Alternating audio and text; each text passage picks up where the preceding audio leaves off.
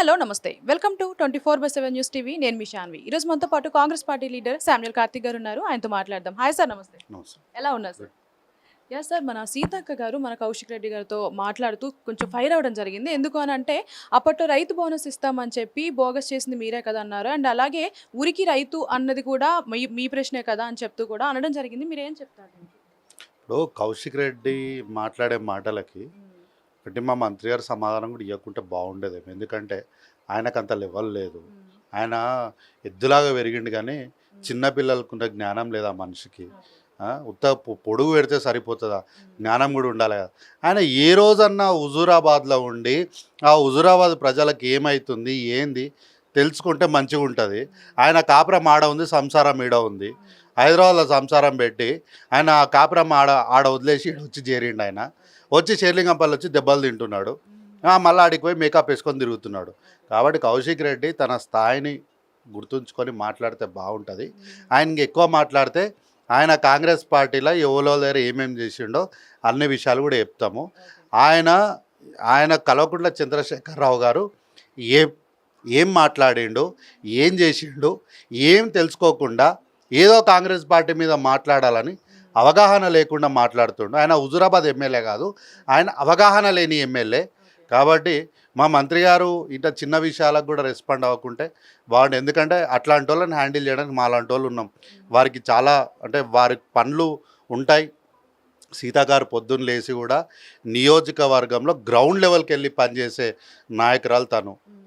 తనకి ఈయనకు చాలా డిఫరెన్స్ ఉంటుంది. కాబట్టి ఈయన పైన మెరుగులు చూపించి స్టైల్ కొట్టే రకం ఈయన, ఆమెమో గ్రౌండ్కి వెళ్ళే రకము.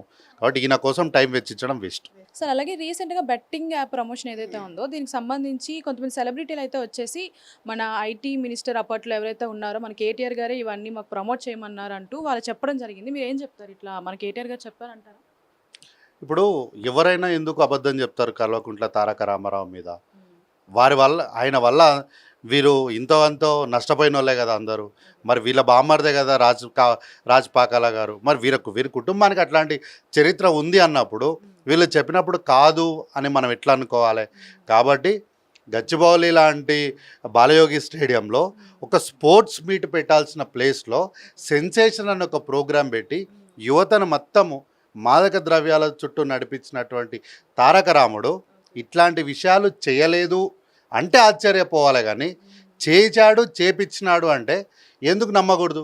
ఐఎన్పిఆర్ డిపార్ట్మెంట్లో 15 లక్షలు ఇచ్చి రాజకీయాలకు సంబంధం లేనటువంటి వీళ్ళతోని ఎట్లుండే తెలంగాణ, ఎట్లయింది తెలంగాణ అని డ్యాన్సులు వేపించి వాళ్ళ పని వాళ్ళు చేసుకోకుండా వీళ్ళని రోడ్ల మీదకి తీసుకొచ్చి ప్రజల్ని మభ్యపెట్టే ప్రయత్నం చేసిన వ్యక్తి కల్వకుంట్ల తారక రామారావు.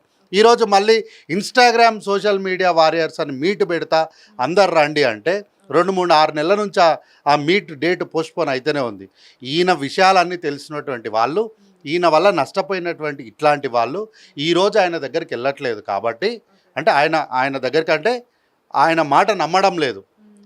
పైగా ఆయన మాట నమ్మడం వల్ల వీళ్ళకున్న ఖ్యాతిని కూడా వీళ్ళు కోల్పోయినారు. కాబట్టి ఎవరు కూడా సహకరించట్లేదు. కాబట్టి వాళ్ళు చెప్పిన దాంట్లో అబద్ధం ఉంది అని నేనైతే అనుకుంటలేను. చేసి ఉండొచ్చు, 100% చేసి.